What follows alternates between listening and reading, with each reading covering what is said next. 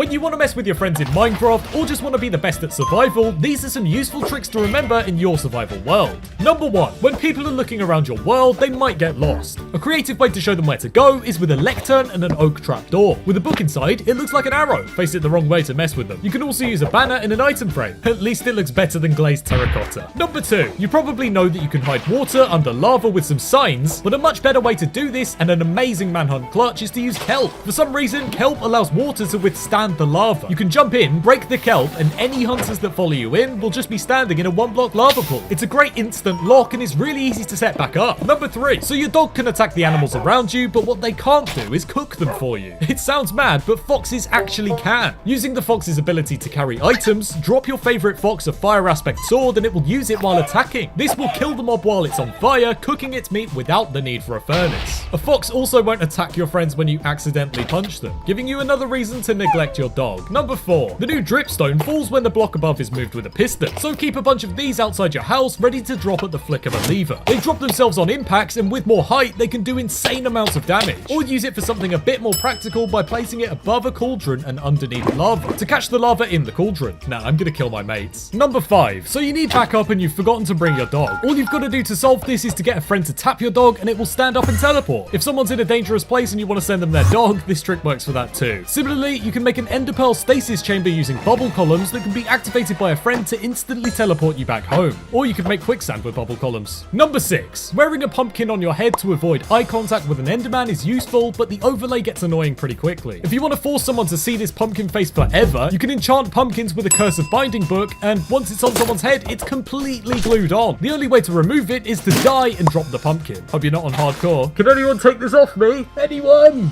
Number 7. Enchantment tables have been in the game for a decade now, and they still have new uses. The book turns towards the nearest player, as we all know, but this still works even if they have an invisibility effect. This trick even works through walls and floors, whether they have the effect or not. So when a player thinks they're being sneaky, you'll know if they've managed to break their way into your secret base. Number 8. End crystals are very dangerous, so why not put one in someone's house? If someone places one next to something you don't want destroyed, it'll often end in disaster. Well, you can remove it somewhat safely by blowing it up with TNT. Forget all normal TNT logic, because this actually does cause a smaller explosion than just clicking the end crystal. Or dunk it in water and click it. I shouldn't have tested this one in my house. Number 9. Without using any potions, it's really easy to make a fake door that inflicts poison on anyone who tries to walk through. If you haven't guessed it yet, this is done with a pufferfish. Hide this guy under a block next to the door, and those poisonous spikes will send away anyone dumb enough to enter. Number 10. Tridents with loyalty are very clingy.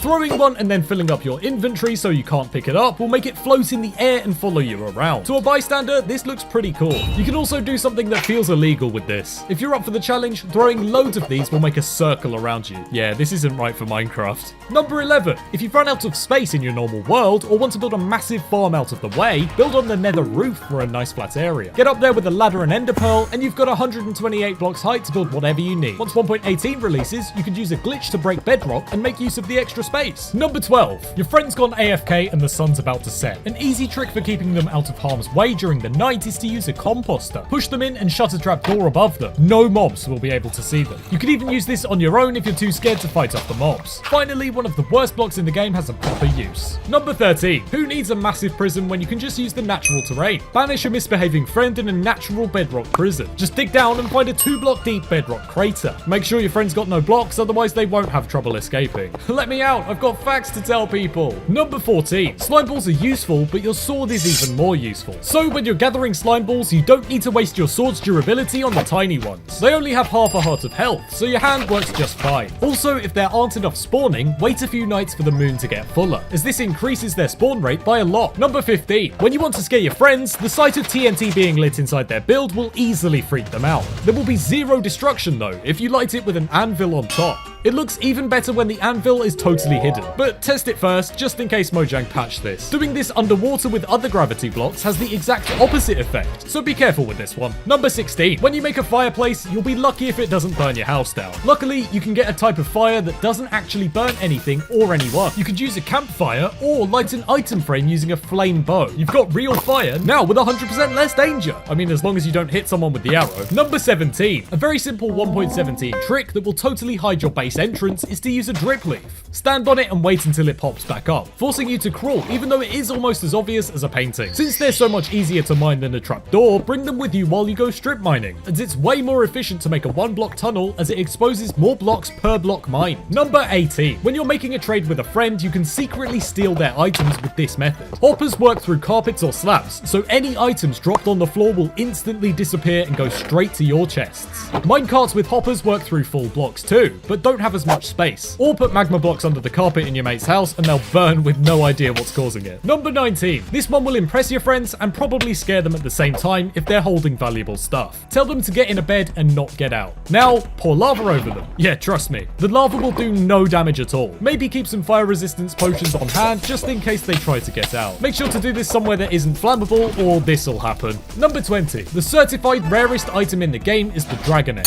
since there's only one per world. So Mojang decided to make you lose it with just one click.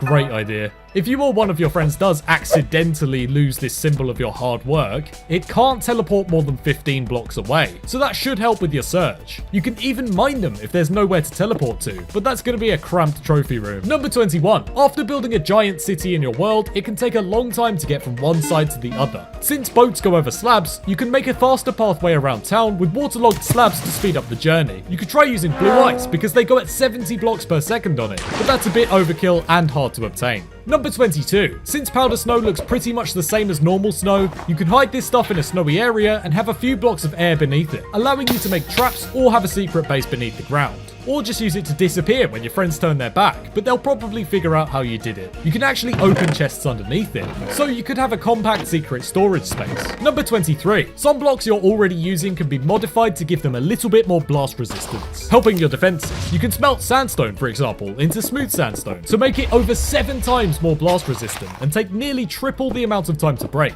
If you don't fancy smelting things, slabs are a lot safer. 2 slabs can be stronger than a normal block. This even saves materials, so why not? Number 24. A block that often goes underused in Minecraft is the tripwire hook, especially in multiplayer. They're great for more than just traps too. Armor yourself up just by walking past a dispenser activated by one. Trigger the dripstone dropper from earlier, or use it as a decoration, like in a bathroom or as a microphone. However, always make sure to use shears to disable any traps without setting them off. I've made this mistake too many times.